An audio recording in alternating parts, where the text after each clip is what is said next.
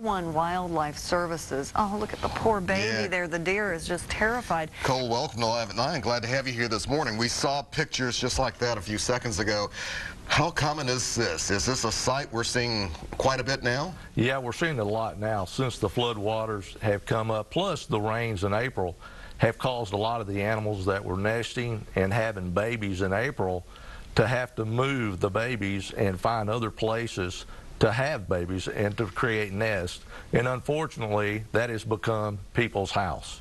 Yeah. And it's not only where the Mississippi is rise, like I said, with the floodwaters, we're getting calls in Collierville, Germantown, Bartlett, and the snakes are, the first ones that are affected that are laying on the ground, and they're having to move up and find shelters. I would assume anywhere near those tributaries that are rising, the water may not even have to flood a home before the animals' homes are flooded. That's right. Usually the wildlife, they try to find natural habitat in the woods and stuff. Right. But when the woods get affected, they start moving into the houses. And people are calling us, complaining of hearing scratching in the walls and walking in the attic and stuff like that. And it's best to get them out now before they stay in your house, because they'll create a lot of damage once they're allowed to stay in. So that noise isn't necessarily Aunt Bessie up in the attic these days. No, that scratching is, that's animals in your house. And they chew. They're going to start chewing inside the house, and then they're going to move on the exterior. So, Cole, on a more serious note, what do you do in a situation like that, since it seems like a lot of folks could be potentially affected? What do you do when this happens? Well, in a situation like that, it's best to call a professional, get somebody out there, because all animals are wild animals. They look furry and they look cute, but they can bite, and they carry a lot of diseases. And the same with snakes. People are calling us with snakes. They're finding snakes everywhere now. And just approach a snake as if he was poisonous.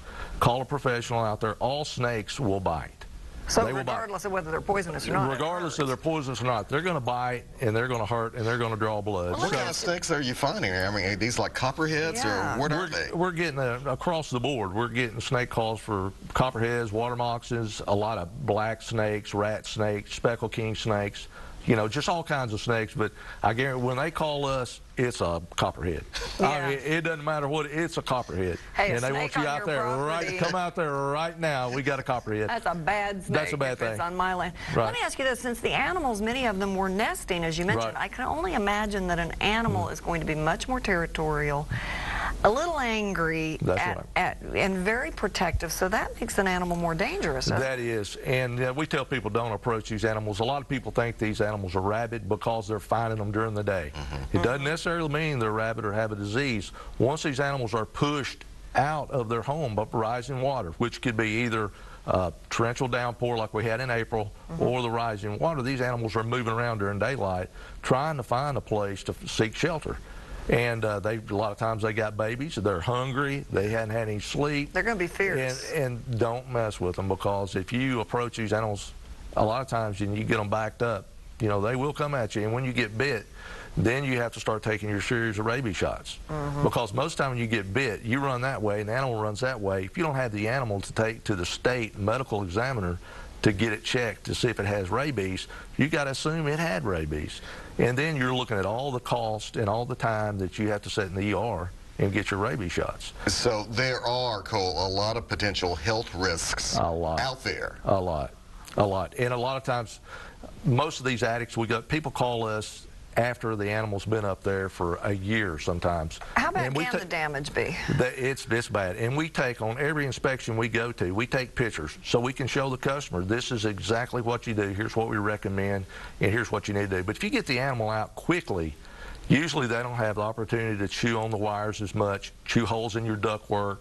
You're going to lose your can lights, your anything up there that's got wire on it, they're going to chew on. Why is it they chew the wire so much? I have no idea. There's something about that plastic, petroleum, something in it. But animals, a rodent especially, their teeth continue to grow all their life. They have to chew on something to keep their teeth wore down.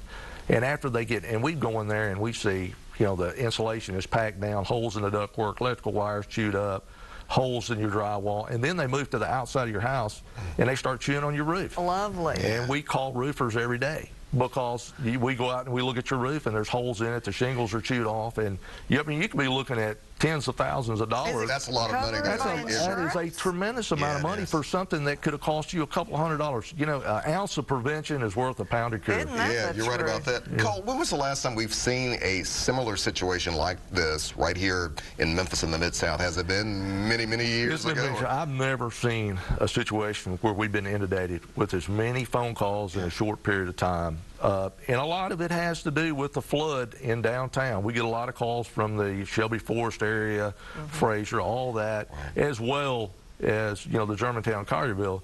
But we're getting it from everywhere right now. And a lot of people are just seeking information that, you know, they've got an animal, you know, what can they do type situation, and we try to give them all the scenarios that we can. Is that the first sign that they'll hear the scratching at night? Is it primarily? It could be at night or during the day, but a lot of it, you're going to hear the scratching in the walls, or you're going to hear something running in the attic, or something like that. And like I said, it is so much better to get somebody out there, get the animal out of the house. Let's get this thing sealed up.